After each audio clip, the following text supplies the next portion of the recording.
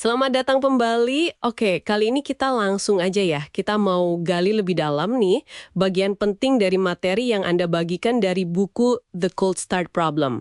Bagian 3, titik balik atau tipping point. Ini katanya fase krusial ya, saat sebuah jaringan itu mulai punya momentumnya sendiri gitu. Betul sekali. Fase di mana bebannya mulai terasa lebih ringan, tapi tantangannya beda lagi. Nah, kita pengen lihat nih, gimana sih nama-nama besar kayak, ya yang kita kenal sekarang bisa lewatin rintangan awal yang susah banget itu. Gimana ceritanya mereka bisa dari kecil jadi raksasa pasar. Kita bedah yuk. Yang menarik banget di sini adalah gimana strategi itu harus berubah. Mesti adaptasi. Kalau di awal kan kita fokus bangun jaringan atomik pertama tuh, yang kecil tapi hidup. Nah, setelah itu beres, masalahnya bukan lagi itu. Tapi gimana caranya kita mereplikasi kesuksesan kecil tadi dengan cepat gitu. Biar bisa kuasai pasar. Dan materi Anda ini ngasih contoh bagus banget dari ya Tinder, LinkedIn, Instagram, Reddit, sampai Uber. Macam-macam caranya. Tepat. Jadi tipping point ini fase kedua lah ya dalam kerangka cold start theory. Fase di mana jaringan itu tumbuhnya malah makin cepat seiring dia makin besar. Usaha di awal akhirnya kebayar. Persis. Jadi kayak bola salju gitu ya. Tantangannya itu nemuin mesin pertumbuhannya. Sesuatu yang bisa diulang-ulang. Contohnya Tinder nih, di bab 11 dibahas. Mereka kan mulainya cuma di satu pesta kampus, USC. Cuma ngundang sekitar 500 orang. Tapi, orang-orang yang pas gitu. Orang yang pas ya kuncinya. Ya, mereka fokus banget di kepadatan awal. Di satu niche yang tepat. Nah, sukses di situ, baru deh formula itu. Oh, jadi bisa di copy paste gitu ya? Dari satu kampus, terus ke kampus lain, kota lain. Mereka nemuin cara nyalain api kecil yang gampang ditiru di tempat baru. Betul. Itu kan beda ya pendekatannya sama LinkedIn misalnya. Nah, iya itu. LinkedIn gimana tuh? Di bab 12 katanya pakai invite only ya? Iya, benar. LinkedIn itu strateginya hati-hati banget di awal. Mereka sengaja targetin para profesional yang udah lumayan sukses lah. Jadi bukan cuma soal jumlah orang, tapi kualitas jaringannya dulu yang dibangun. Yang padat dan isinya berbobot. Nah, karena isinya berkualitas, setiap anggota baru cenderung ngundang orang berkualitas lainnya juga. Jadi pertumbuhannya eksponensial dan kualitasnya terjaga. Kayak jaringannya ngopi dirinya sendiri gitu. Menarik, menarik. Beda lagi nih sama Instagram bab 13. Ada prinsip datang untuk alatnya, bertahan untuk jaringannya. Maksudnya gimana tuh? Mereka nggak jualan jejaring sosialnya langsung. Enggak, di awal. Jadi Instagram itu pinternya, mereka nawarin solusi dulu. Alat edit foto gratis. Dan saat itu, alat edit mereka dianggap lebih bagus dari pesaing kayak Hipstamatic. Oh, jadi orang datang karena butuh fiturnya ya? Betul. Di materi Anda disebut tuh, awalnya sekitar 65% pengguna itu cuma pakai buat edit foto aja. Gila kan? Mereka bangun basis pengguna dulu pakai utilitas, pakai fungsi.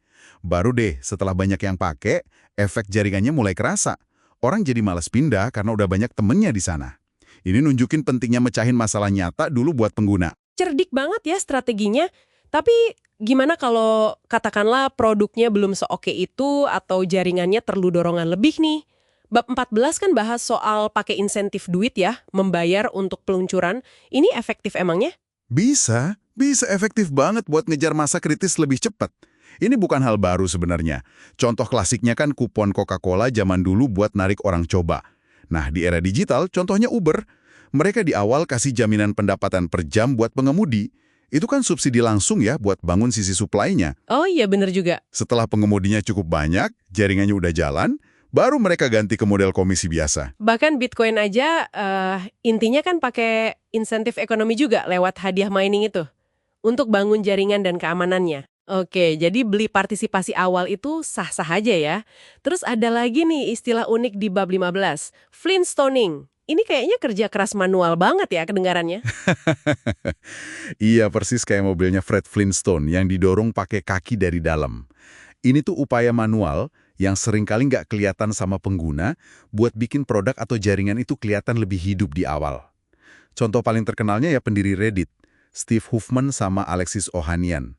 Di awal-awal banget, mereka sendiri loh yang isi halaman depan Reddit pakai link-link dari akun palsu. Serius? Mereka bikin akun palsu? Iya, supaya kelihatan rame aja gitu. Sampai akhirnya komunitas organiknya tumbuh, baru dia mereka lepas. Jadi ya, kerja manual dulu, otomatisasi belakangan. Wah, gokil sih. Ini benar-benar fake it till you make it ya.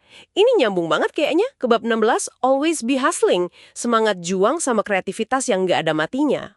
Tim operasi mereka yang ngebuka kota-kota baru, itu terkenal banget gila kerjanya. Kreatif dan gigih. Maksudnya gimana tuh gila kerjanya? Ya, mereka ngelakuin taktik-taktik lokal yang kadang aneh dan gak scalable sama sekali.